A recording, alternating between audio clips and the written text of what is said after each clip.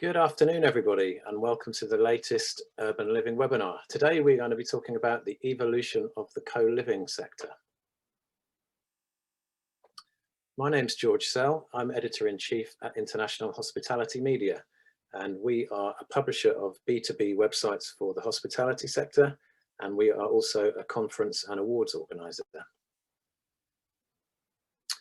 Now, today's session is going to last an hour. We're going to have 45 to 50 minutes of panel discussion, followed by some Q&A at the end. So if you have any questions, please submit them using the chat or the Q&A functions. We'd love to make the session as interactive as possible. If you're not one of our panelists, if you could keep yourself muted, that would be great. There's a recording which will be sent to everyone who registered for the session via email in a couple of days. And at the end of the session, it'd be great if you could just spend a minute or so to fill out our feedback form, which will help us to continually improve our webinars. Now, today's session is sponsored by Saxbury. Saxbury is the leading advisory and agency business for operational real estate markets and long income solutions. The team supports landlords and developers across the UK with proposed co-living, service department and apart hotel projects. Also, full life cycle support includes development consulting, specialist advice, operator searches, structured finance and disposals.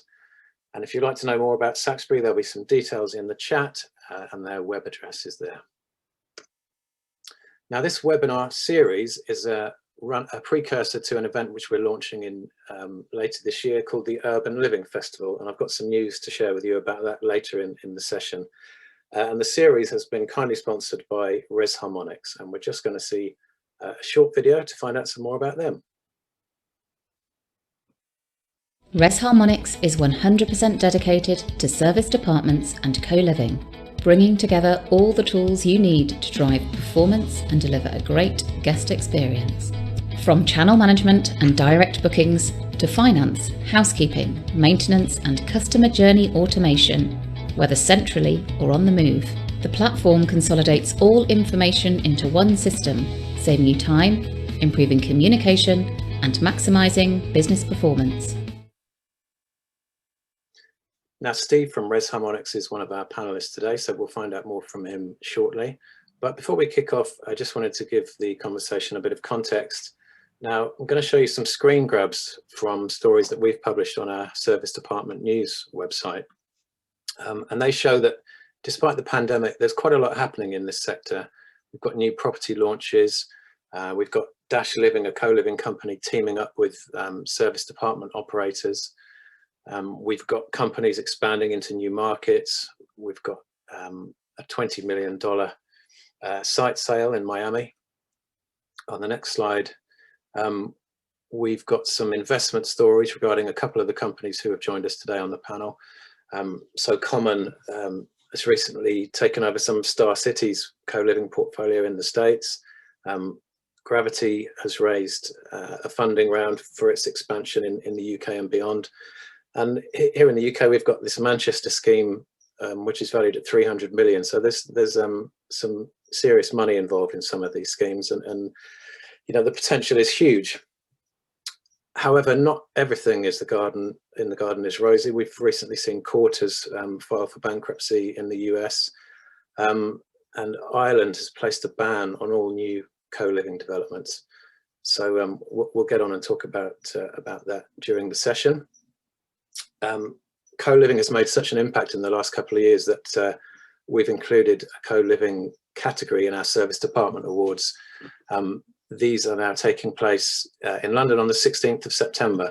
And here you can see the shortlisted companies for that award. We've got City Pop, Common, Episode, which is a Korean operator, and Outpost.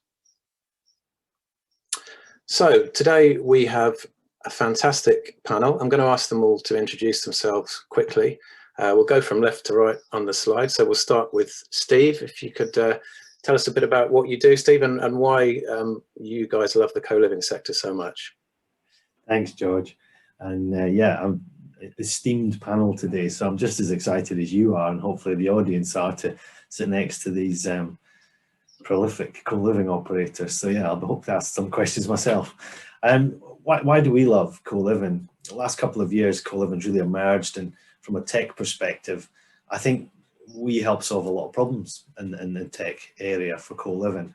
I think co-living operators share a lot of common pain points, and they generally want to have a small tech stack, not too complicated.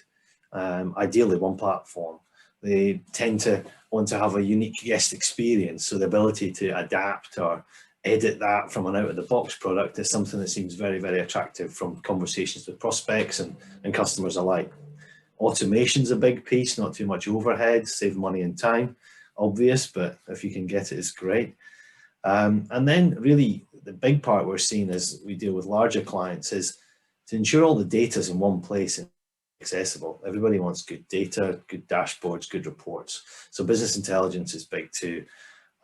We complement all these elements. I think the thing that really puts the nail in the coffin for us is, and hits the bullseye, I should say, is we're able to allow operators to just vary length of stay. And I think you're going to dig into this a bit, George. But Res Harmonics can allow a co-living operator to just operate and swap demand pots within one system. And I think over the last 12 months, that seems to be a truly valuable benefit. So yeah, we love it. I love it personally, and I'm looking forward to today's discussion. So thank you. Great. Thank you, Steve. Brian, welcome to you. Thank you. Hi, everyone. Thank you so much for having me. So my name is Brian Lee. I'm a managing director at Common. So a little bit about Common. So we're a co-living brand and operator based in the United States, headquartered in New York, and we currently operate a portfolio of about 6,400 units across the US, and actually a small portion in Europe now. And we have 33,000 units in the pipeline. Our portfolio is split about 50% co-living, 50% traditional BTR. And I will, so I'm actually moving to London next weekend, and I will be, I will be based in London to launch Common's European expansion, which is something we're super excited about. That, something that's been on the horizon for quite a while now, yeah, really looking forward to that next stage of our company's growth. You're looking for somewhere to live, we can help you out. Yeah, I've been Airbnb for the first month, and then I'm gonna try to find something more permanent once I'm there and I can kind of see and feel things. So, in terms of why we like co-living, I think it's really about the, ultimately for Common, like the mission is all about helping to solve the housing crisis in cities. I think it's just cities have gotten really expensive for young people to live in. And I think that applies both in the United States and Europe. And, so co-living's product is fundamentally about providing affordable housing solutions and providing a great customer experience for, when people are searching for and living in our apartments. Great. Thank you, Brian. Susannah, welcome to you. Tell us a bit about yourself and Gravity. Hi, everyone. Thanks for having me here. Very excited. Great panel.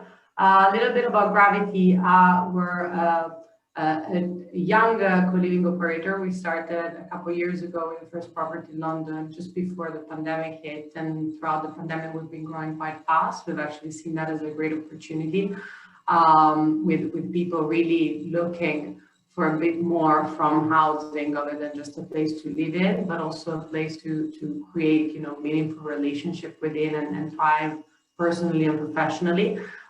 We currently have 200 units in London across 4 properties and a pipeline of 2,000 units, and planning a European expansion within the next 12 to 18 months. We strongly believe in London and the UK market, but are definitely planning to expand pan-European level. In terms of, why the love for co-living? Well, I've lived across the world myself, and I think I've experienced that friction you have when you move to a city first time to start from. Similarly, even having lived in London as a renter, we've experienced firsthand, me, myself, and the team at Gravity, the hustle of finding the right accommodation and dealing with all the admins around it. So I think, as Brian said, we're trying to solve a housing crisis and a housing market that is not, sufficient anymore. Is not providing what people need. Home as a service has become now the target and the standard, and we're trying to really make people's life easier from the day they move in all the way through the living experience. That's really a mission in my mind and in our mind. To actually allow young people nowadays with frenetic life and very stressful lives to actually get home and not have to worry about what we've, in our past experience had to worry with in terms of housing. So that's really us, and I'm very excited about the discussion in the next few minutes. Thank you, Susannah. Yianni, welcome to you. Hi there. So I'm Yianni Tsitouras from ProHouse. I'm the CEO. We started ProHouse in 2019. We are a developer and an operator of what we call co-spaces. So that's a place where you can live, a place where you can work, a place where you can come together, and that's all under one roof. We started as a family business, really to take this to the next level, living to the next level. We thought there was a great opportunity to enhance people's lives. Housing hasn't changed for the last 200 years, yet our lives have changed more than ever towards a direction where we want to connect and collaborate with each other.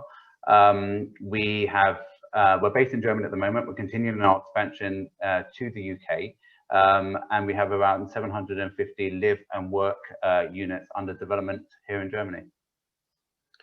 Thank you, Yianni. And finally, Ben, welcome to you. Afternoon, everybody. Thank you for having me here. I'm Ben Prevezer from Mason & Fifth. We are an operating platform currently focusing on the co-living space. Our offering is underpinned by wellness and well-being, based on the belief that to date, bricks and mortar has very much been focused around providing functional spaces for individuals. And actually, there's a great opportunity, particularly in the home, to create an elevated experience for our residents, and go a long way towards, as Brian and Susannah mentioned, solving the housing crisis. For us, there's huge excitement around the co-living space and accommodation more generally in terms of BTR and PRS. And for us, it's about focusing on the London market at the moment.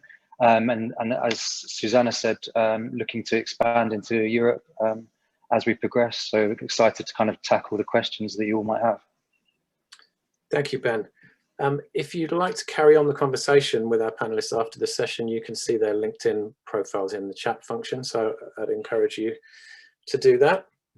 So let's get stuck into our agenda then. And before we start talking about the evolution of the sector, let's just touch on quickly about how trading has been affected by the pandemic and how demand is looking as we emerge from it all. So Brian, would you like to tackle that one first from a US standpoint? Sorry, how demand is looking for co-living? Yeah, how trading has been affected over the pandemic and how demand is looking now. Yeah, it's been, so I mean, in a nutshell, it's been surprisingly strong throughout COVID, and I'm going to talk about consumer demand here. So I think, so I mean, in March of 2020, when the pandemic first started, I think we were all pretty, we didn't have a clear idea of how co-living would perform, and I think one of the, so our occupancies did drop, like kind of all major cities in the US. So, pre-COVID, our occupancies were always very consistently between 96 to 98% occupancy. During COVID, during kind of the worst months of COVID in the US, so really kind of spring and summer of 2020, those occupancies dropped to the low 80s portfolio wide. but since then they've recovered. So they're about kind of 93% today. And in a place like New York City, which has just been, you know, kind of faster on the COVID curve, it's around 97% today. So I think, you know, so, you know, all in all, like it's, you know, it definitely dipped, but we're glad to be in a place of strong recovery. I think one of the most encouraging things that we saw during COVID was actually the pace of growth in consumer demand. So we measure the number of leads that Common gets every month. And so what I mean by lead is the number of applicants who come to Common's website, fill in their, you know, name, email address, phone number, tell us kind of what their budget is, what city they want to live in, and, you know, when they want to move. And prior to COVID, we were getting about 20,000 consumer leads per month. That grew throughout COVID. And so today we're at about 30,000 leads per month. And so I think it was really good to see that kind of underlying consumer demand continue to grow during a tough period like COVID. So yeah, so I think the demand is still there. People still want affordable housing. They still want, you know, I think aspects of convenience. So just being able to have kind of a flexible lease term where you can lease a 3 or, you know, where you can do a 3-month or 6-month or 9-month lease and have a product where everything is furnished, have where you don't have to set up your own Wi-Fi or utilities. I think that really resonates in today's market. Yeah, thanks, Brian. Ben, does that tally with your experience in London? Absolutely. I mean, from the consumer standpoint, again, there was a lot of nervousness at the beginning of the pandemic. I think we can all share that view that it was a moment in time where everything was up in the air. No one knew what was quite going on. But you know, there are some special things that have happened over the last 12 months outside of obviously all the damage and pain that people have experienced. And one of those things is that people are looking for richer experiences. They're putting more energy and investment into their homes, the spaces that they've spent a lot of time in and see a lot of value in. You know, many of us were isolated and felt separated from kind of the outside world and detached from community.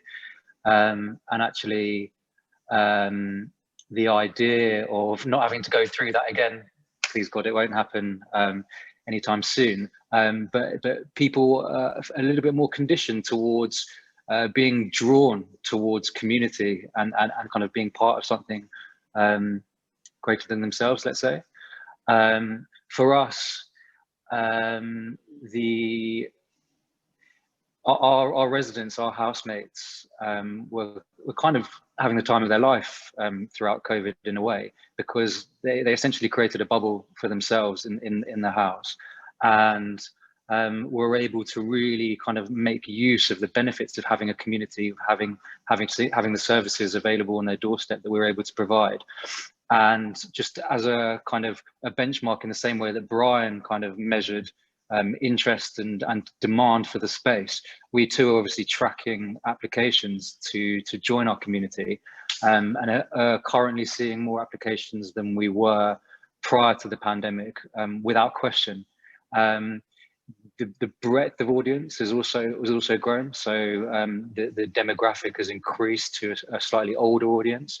So these are people who previously would have looked for a kind of a 1-bedroom apartment on their own because they could afford to do so in the city, but actually are more compelled to be part of a community and have the service offering available to them that we're able to provide. So all things considered, and this is not to discount the heartache and pain that a lot of people have been through, for us as a business and for the residents that live with us, it's been a really, really eye-opening and I would say positive experience for us. Thanks, Ben. I was going to move on to the kind of consumer demographics later, but let's talk about that because it is an interesting one. So sure. You say your guests are getting older. I mean, I think, you know, initially co-living was very much associated with you know, millennials, and who is your key customer group now? For us, I would say that the majority of our residents are in their late 20s, but the age ranges from early 20s all the way through to early 40s. The catchment that we'd never really considered previously was people who are later in life, getting married later, earning more money than the younger audiences, and definitely having the propensity to go and rent somewhere that's super premium in central London and affording, so to speak, to live on their own. But being drawn towards this type of heavily serviced offering and being part of a kind of a richer experience. I mentioned when I kind of introduced myself that our whole offering is underpinned by wellness and well-being and the services associated with that. So we have nutritionists, fitness experts, mental health experts available to our residents. And the idea that you can have this all available to you, covered under one single offering, is really compelling. And so, we're all familiar with the fact that this accommodation space, let's call it, is blurring into a kind of grey area where you've got, the hospitality typically associated with the hotels starting to move into the kind of the residential co-living world. Well, actually that's quite compelling. If you can live in a residential accommodation which is serviced to the same level that you would get if you were going on holiday to a hotel, then that can be extremely exciting for older audiences. And so we've definitely found that shift, not in a huge way. I'm not saying that everyone that's applying is older, but there's definitely a larger proportion of our applicants who are at the higher end of the age spectrum. Yeah, thanks, Ben. Susannah, does that tally with your experience? Is your guest demographic shifting? Yeah, I mean, surely I concur. I mean, the pandemic has been a great opportunity to really reflect on, what we're trying to achieve with co-living, and it proved to be quite important in people's lives, and I think that's why inquiries have grown. Also, we've been growing our portfolio, so it only comes natural that we get more inquiries. Yes, I mean, in our mind, when we started, we knew that this could cater to a very wide range of customers. In my mind, the whole residential market is a potential target because it's inefficient. Now, obviously, it's a bit early on to target families or retirees, and it was not surprising that at the start of the co-living story, if you globally, you had early adopters, so people that were very techy and pretty much the ideal co-living customer. But as co-living got a bit more in the news, then it started to spark the attention of a demographic that is not necessarily the early adopters. So I think it's just a phase of the curve. You typically have, for any new product, people that would adopt because they are best suited to be the first users, and then it widens out in terms of demographic. And what Ben is saying is absolutely true. I mean, we have in our buildings people that earn 100K a year and could definitely afford their own 1 bed or 2 beds in central London, yet they realize that they'd rather spend that money elsewhere, because for less they can get more in terms of stock value, not necessarily comparing what room you can get with us with the 2-bed flat in Mayfair, but actually, do I value the space more than the experience? And actually the answer is no. So I perfectly agree with what Ben said, and it's very exciting because we've also realized that not only the target market is changing, but also our supply and offering can change and vary, because if people are moving to co-living spaces when they're 40 or 38, actually your portfolio can be quite varied, and not only have the typical co-living space with shared everything, but you could also have a more diverse portfolio that caters to people throughout their letting cycle, because let's face it, we're in an era where home ownership is going down, and there are people that plan to rent all their lives. And we would like to cater to them as well in the future, and throughout their cycle. Yeah, okay, thanks, Susannah. Let's move on a bit and talk about perception and definition. We saw from the slide earlier that in Dublin there is currently a ban in place on new co-living developments, and I think that was largely because politicians there were objecting to units with extremely small units. Yianni, as a developer, what are the challenges that you are facing in kind of selling the co-living model? And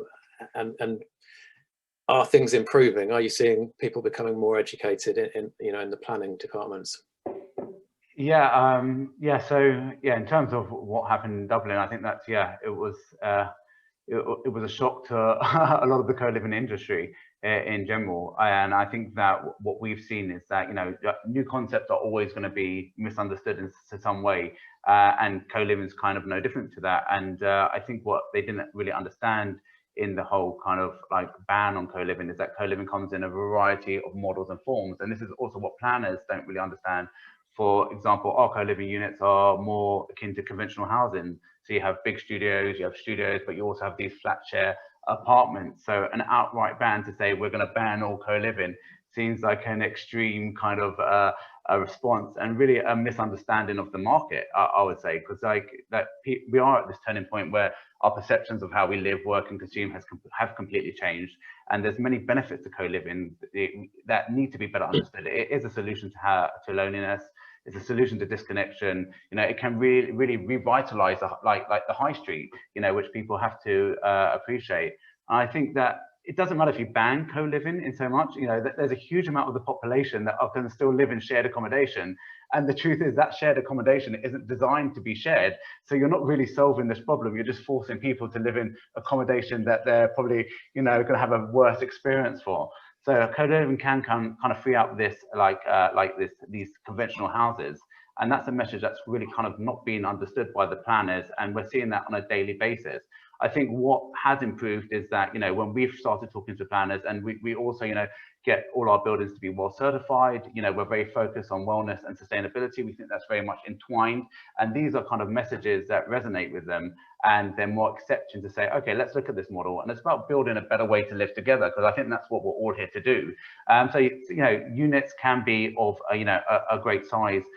In a co-living development. They don't have to be like a 7 square meter or 12 square meter unit. They can be of a better, more sort of like comfortable living solution. But you have to also appreciate that you're not just getting this one room, you're getting this whole building with 5 floors, and you're getting fitness centers, you're getting like a rooftop, like terraces, you're getting these massive amenity space, you're getting private dining, you're getting this whole experience that for a person on an average salary, I mean, I don't know what your flat's like. I know how I grew up, I never had all these amenities in my place of living. So I think it's a great benefit. And I think it's been misunderstood and misrepresented to some respect. Yeah.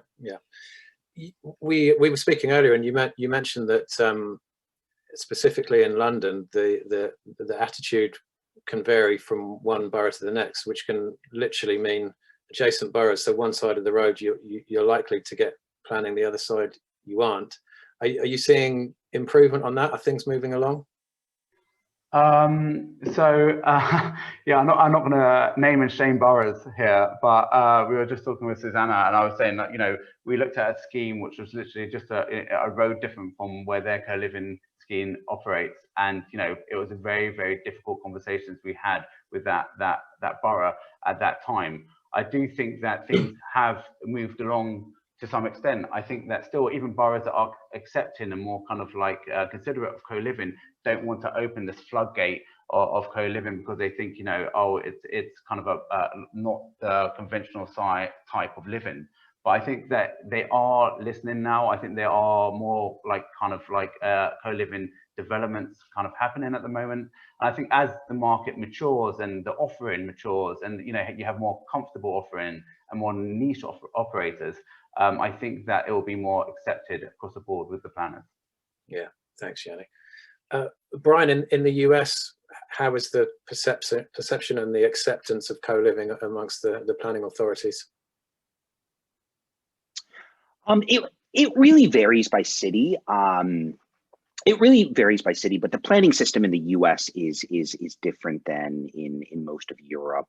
And so Common's business model really fits into the residential planning designations in every single city that we go to. And so we just understand what the rules around residential multifamily housing is, and then we fit within those rules to operate co-living in whatever the definition is. So it it really changes by city. And so, for example, in Seattle, it's a big, there are lots of what we call micro units. So they allow for a lot of kind of small studios that are under 200 square feet or, 20 square meters. And so that's really kind of what our co-living product looks like in Seattle. So it's probably more akin to kind of what the collective was doing, what the collective is doing at Old Oak, but with slightly larger rooms. So instead of, so our rooms will be around, 20 to 23 square meters.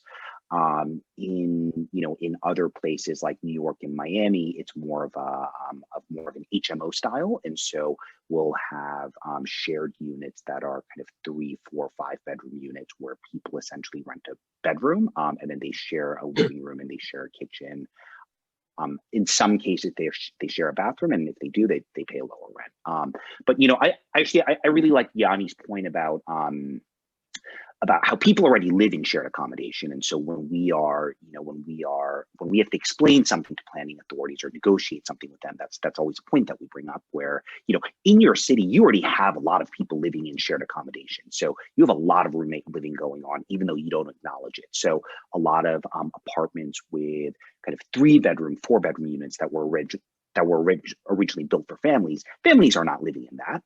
It's 2 26-year-olds who met on Craigslist and kind of teamed up to share a flat because it's going to be cheaper. And so what Common is doing as far as kind of that type of shared living is taking that out of the shadows, acknowledging that a lot of it happens already, and just creating a more trusted brand, a trusted product, a less risky product for consumers. So they know there's a brand behind it. So if anything goes wrong, then we're here to fix it. Yeah, thank you, Brian. Steve, from your supplier's perspective, aside from planning and perception, what do you think are the main challenges facing the sector? Well, interestingly, I actually worked in a US timeshare company just to start with as well. So Brian will smile there as he is. But I don't think, just to answer that as well from both sides, I don't think it's a problem with perception there at all. I think from a European standpoint, we look at that as a slightly negative product because of the way it was sold in the 90s, etc. But, I've been fortunate to work and live in co-living, and I think it's a fantastic product. I think Ben talks about services and experiences. Brian talks about a huge uptake in demand. And I think from a supplier point of view, to answer your question, George, it ultimately comes back to technology, doesn't it, every time? People are drawn to technology. And when you're talking about age groups that are 20 to 40 that you mentioned, we all like great technology. We all like paths of least resistance. We like easy customer journeys. And I hate to say it, but the Dublin thing for me, and I might regret this, but here goes, is a little bit like the Uber and taxi driver scenario, where they just want to ignore it and I'll just ban it quickly because I don't like it. Where people want it, people are drawn to it. We add technology to it, which we do, as you know, and you make the entire journey seamless and beautiful. Well, people want that because they want to book Ben's yoga class and his mental health session from their phone.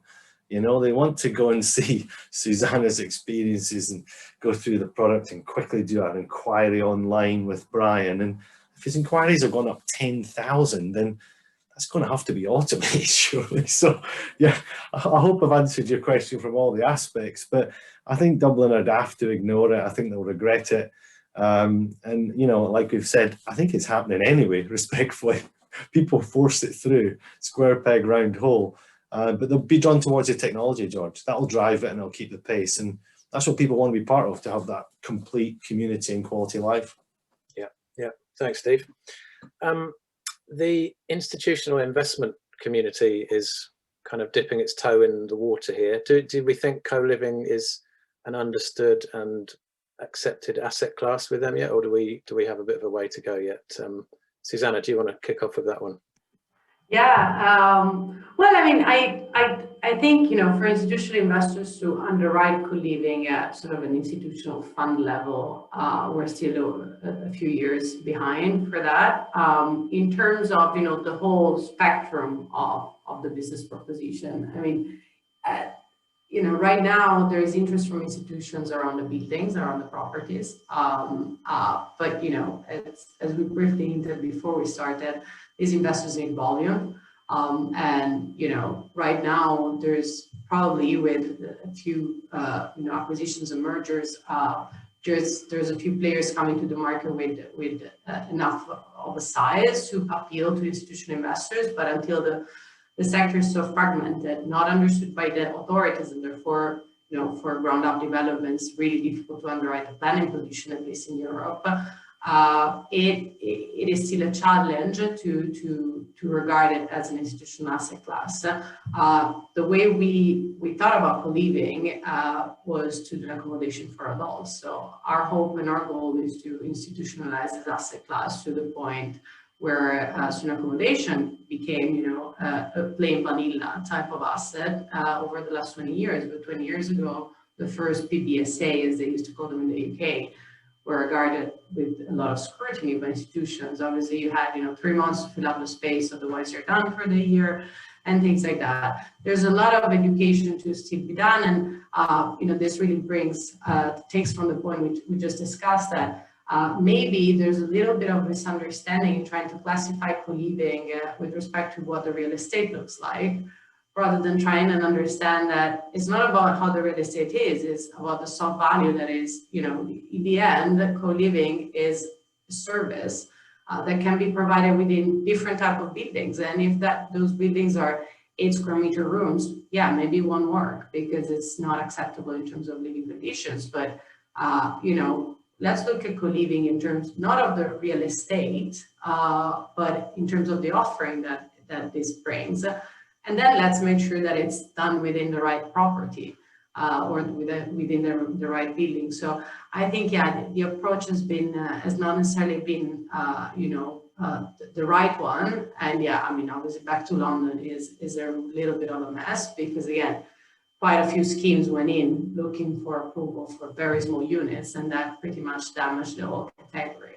But yeah, we're a bit far, I think, for this to become, you know, an institutional asset class, but with a bit of consolidation and a good learning curve around what, you know, a building looks like for co-living, I think we're going to get there in a couple of years. Mm-hmm. Brian, we've seen a lot of companies in the US raise a lot of money through numerous funding rounds, mainly kind of tech-enabled operations companies. How has Common found its dealings with the investment community? Yeah, in terms of real estate investors or venture capital investors? Both. Like, okay, yeah. So I mean, I think in terms of co-living as an asset class for real estate investors, I think that's been, we've seen a lot more adoption of that in the past few years. I think a lot more institutional investors have become comfortable with co-living, and they understand that it's happening in the shadows and that there is a market for dedicated co-living products. So today we're working with a number of institutional investors on properties that are either 100% co-living or have a portion of co-living kind of embedded into their project. So we're managing on behalf of Nuveen, we're managing on behalf of Invesco, on behalf of USAA, and then we're working in more of a pre-development design capacity with companies like Hines and JP Morgan, with the aim of becoming the operator once the buildings are built. So I think in my time at Common, so I joined Common in 2018 when we were at about 600 beds, and today we're at 6,400, and that's been one of the biggest changes in terms of how co-living is accepted.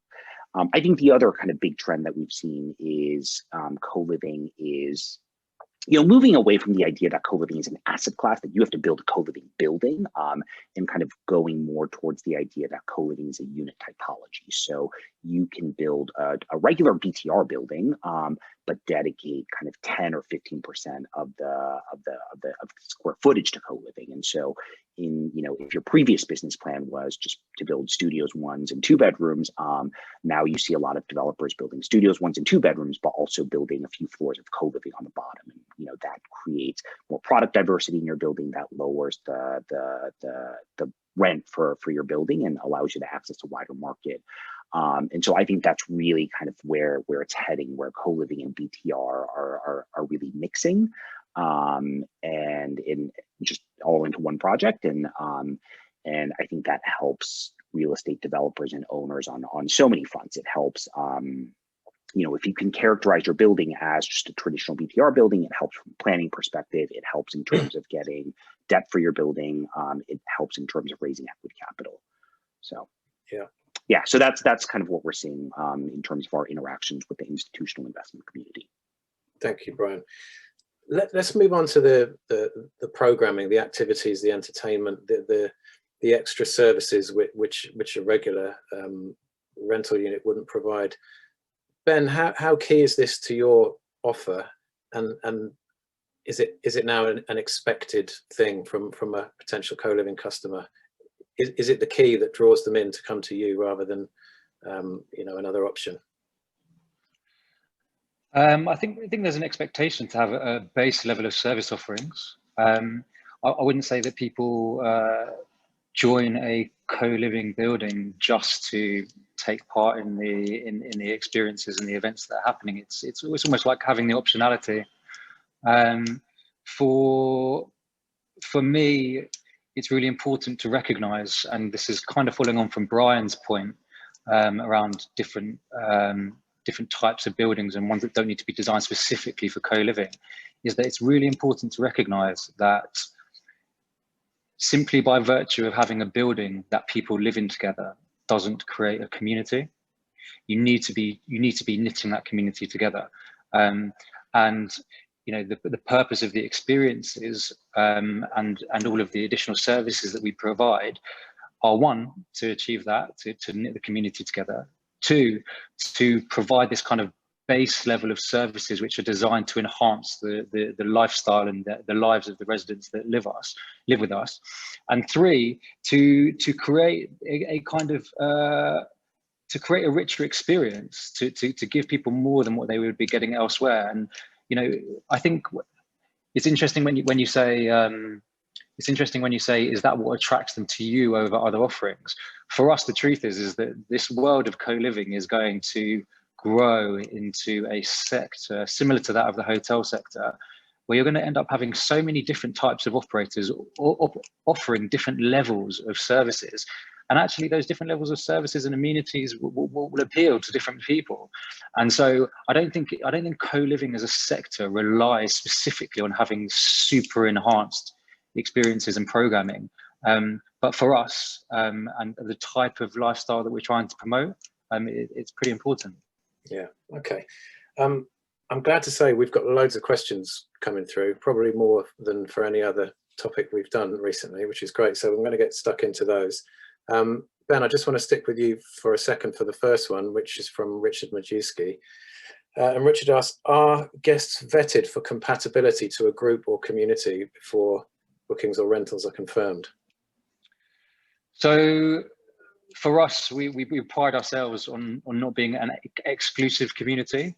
I think by virtue of what we do as a platform, the type of services that we offer, it should be evident through our branding and our marketing material, the type of community that we're creating. There's quite an organic curation process, I would say, where what we're offering appeals very much so to a certain audience, but very much alienates others. And it can come down to one word in marketing material, which helps manage that. So for us, there's a process that we go through where we're making prospective residents and housemates very clear what the offering is and the type of community that we're creating. And just by doing this and making sure that they're well informed, kind of distills out the people who aren't really interested in getting involved in that kind of thing.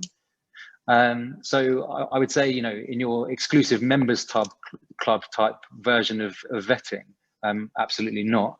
But in terms of are we conscious of the people that are living with us and making sure that we have a sustainable community who are going to enjoy living together? Yeah, absolutely. That's critical.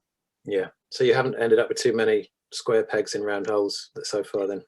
Yeah, no, not at all. We've been really blessed with a genuinely vibrant community of people who, kind of to my point earlier, aren't just a community by virtue of the fact that they're neighbours, but are actually a community by virtue of the fact that they want to spend time with each other. They want to be in our spaces over other spaces, and are very much willing and hungry for more a richer living experience. And I think that's most evident with the kind of events and experiences that we curate outside of the house. So it's people's willingness to actually leave the four walls of the building and actually come and experience other things with their fellow housemates. So yeah, we've been blessed in that sense. Great, thanks, Ben. One other question from Richard before we move on. To what extent do co-living operators feel that they are in the service department sector? And I take that to mean that you know, the guests are perhaps being funded by their companies. They might be relocating for work. They might be on an assignment. So rather than having somebody's primary residential address, it might be a temporary accommodation for work purposes. Susannah, is that a market that you are seeing a lot of? Well, I mean, our offering is in all sense a residential offering. So, I mean, we're not going to turn away a business person coming to London for a couple of months who wants to naturally plug in a community that's welcoming, but we're not in the business of, you know, hotels or having people over for 2-3 days. I think what Ben said very much resonates with us, and also the fact that once you have the right people in, because you communicate your offering very clearly, and therefore there's an automatic sort of vetting or selection happening within your members, then also the community builds itself in a very organic way. And if you start, you know, dropping in people that are staying for 2-3 days, it's not really going to work. We're trying to actually compete with serviced apartments that so far as have only provided, you know, a fitted bed, sheets, towels, but nothing else. And we're trying to actually replace that in terms of, you know, customers. So one that would typically stay in a service flat for 2-3 months or 4, 5, 6 months, you know, we'd rather have them stay with us. But you know, typically the pricing of a service apartment for a 1-month stay is uncomparable to stay with us. I mean, it's much more expensive. So, you know, we do not consider ourselves as serviced apartments in the sense that, you know, that's not, you know, comparable to us, but surely we're trying to provide services that make us appealing to what were before service apartment customers. Yeah, thanks, Susannah. Brian, what's your take on this? Do you see elements of this guest demographic? In terms of the serviced apartments, yeah, I mean, I think like Susannah was touching on, like it really just comes down to lease terms. I think with serviced apartments, you have to have the flexibility to do kind of, you know, nightly stays or monthly stays, and are, you know, just by virtue of our goals to kind of fit into residential zoning, typically like our shortest lease term is 3 months. And so, yeah, if you know, if we do get kind of business tourists who want to stay in a common property for a 3-month stint, and they can do that, and we provide all of the services like, you know, utilities, Wi-Fi, you know, it's furnished. We provide shared goods such as toilet paper, paper towels, hand soap. We provide a weekly cleaning service. They have access to our Connect by Common app, which allows them to you know, see the profiles of everybody who lives at Common and participate in community events. So yeah, you know, I would say kind of organically, like it can be kind of classified as that, but it just really comes down to the lease terms. Yeah, thanks, Ryan. Yianni, we've got a question here from Jake Johnson, who asks, as there is a large communal amenity provision required for co-living, how do you translate the social value in this space into economic value? Right, yeah. So it's a good question. Yeah, I think that the benefit of co-living is that you are sacrificing a small part of your private space, and that's been redistributed back into this community space. So that allows you to provide these offerings of better experiences for your residents and allow them to kind of like benefit from, you know, so for us, say, for example, we put our amenity spaces on the top floor, so everyone benefits from the best views within that building. Economically, I think there are, we have collaborations and partnerships with, you know, local businesses and entrepreneurs who, you know, like show their products and provide like discounts to our residents. So there's a great array that you can do with that community space that, you know, is more than that can provide that economic kind of like backing redistributed once you provide it.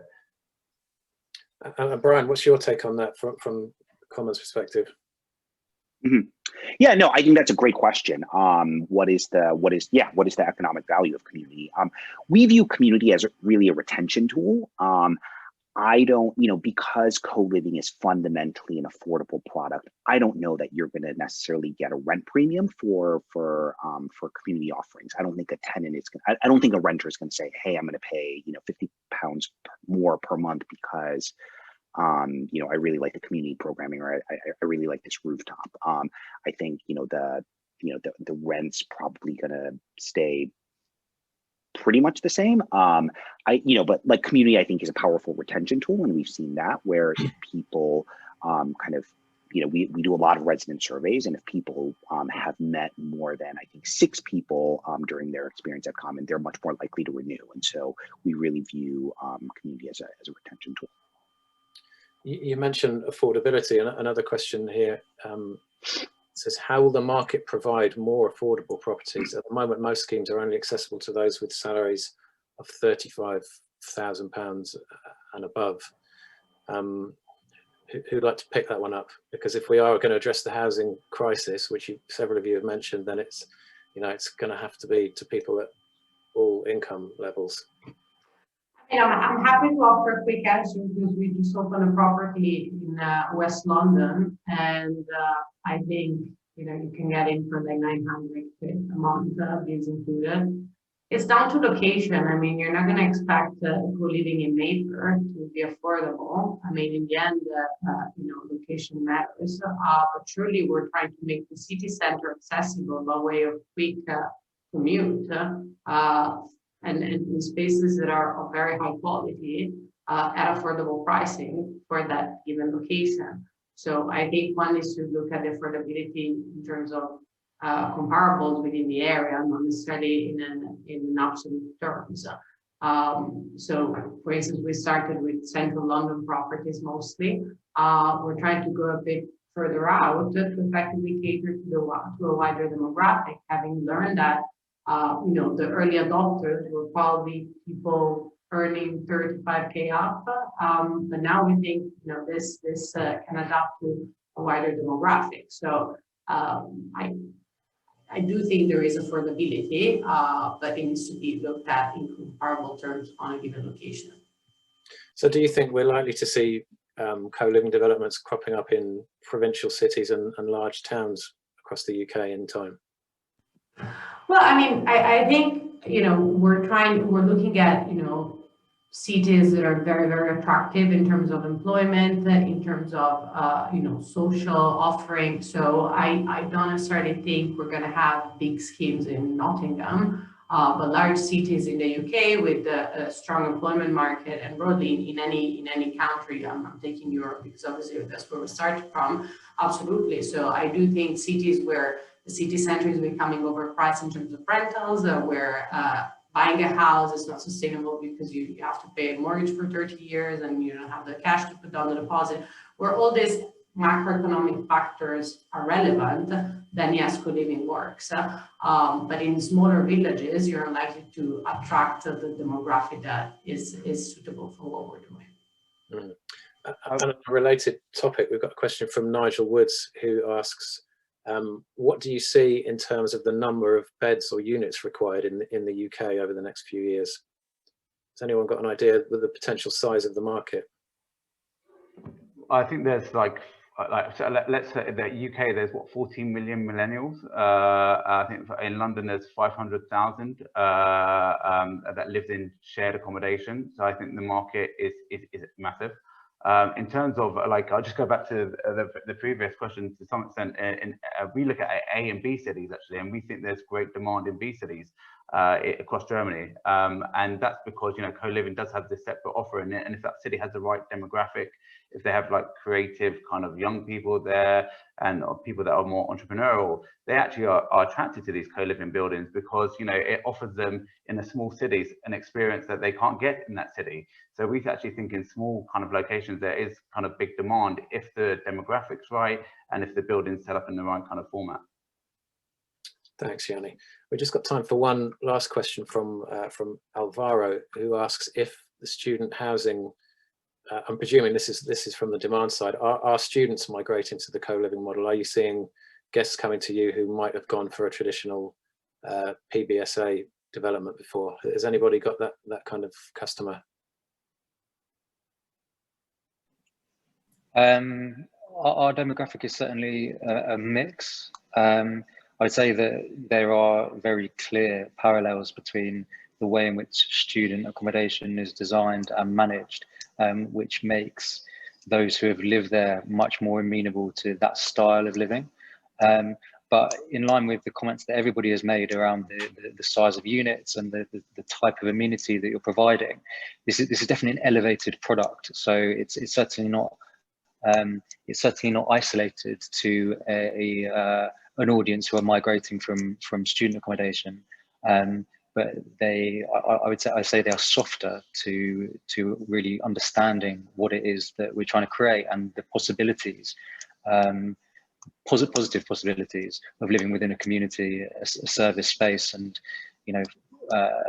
sacrificing, I guess you could say, your personal private space in return for much greater amenity and communal spaces. Yeah, thanks, Ben. Thanks, everybody. We've got to the end of the hour. It's absolutely flown by. It's been a great discussion. Before I wrap up, I just want to show a few slides. The next session, funnily enough, in this series is on student accommodation, and that's in 2 weeks' time. And the link to register for that will be posted in the chat. This series has been a precursor to the Urban Living Festival, which, in the light of this week's announcement from the government, has been moved to October the 26th and the 27th. It's a bit frustrating to have to delay it, but it means we will be able to put on a bigger, better event and see more of you there in person, which we are very much looking forward to. Again, more info in the chat. The festival's got a fantastic cast of sponsors, media partners, and if you'd like to know more, then please do contact Katie, my colleague there, whose contact details are on the slide and also appearing in the chat. Do give us a follow on the social channels. We're on all of them and we're quite active. It'd be good to hear from you. Thanks very much to Res Harmonics for sponsoring this series. It's been great fun. Thanks to Saxbury for sponsoring this particular session. Thank you to Brian, to Susannah, to Steve, to Ben and to Yianni for their contributions today. I think it's been a great session. Don't forget we've got a co-living category in the Service Department Awards, which is happening on the 16th of September. It'd be great to see some of you there. And we're going to leave the session open a bit for you to chat for a couple of minutes, because there's a lot of going on in the chat there. So if you want to catch up with some of that, then please feel free to have a look. And we'd really appreciate it if you would fill out our feedback form, which is going to appear on your screen shortly. Thanks very much, everybody. I hope you enjoyed the session. Enjoy the rest of your day. Take care.